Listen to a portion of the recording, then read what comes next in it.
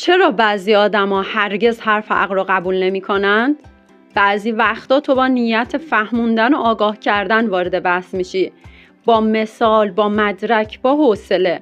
اما هرچی جلوتر میری میبینی طرف مقابل نه تنها نزدیکتر نمیشه، بلکه محکمتر به باور قبلیش میچسبه و این چیزا هی تکرار میشه یا دلایل چرت و پرت میاره. اینجا مسئله ضعف استدلال تو نیست، مسئله کار مغزه. ذهن همه آدما همیشه دنبال حقیقت نیست، خیلی وقتا دنبال حفظ امنیت روانیه. اینجا توضیح دادن مثل تهدید تلقی میشه، مغز میره روی حالت دفاع، نه فهم. و بدون اگر اینجا عقب کشیدی، این فرار نیست، یک انتخاب بوده.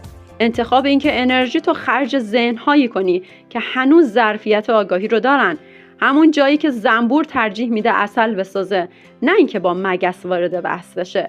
اگر میخوای ویدیوهای بیشتری ببینی ما رو فالو کن.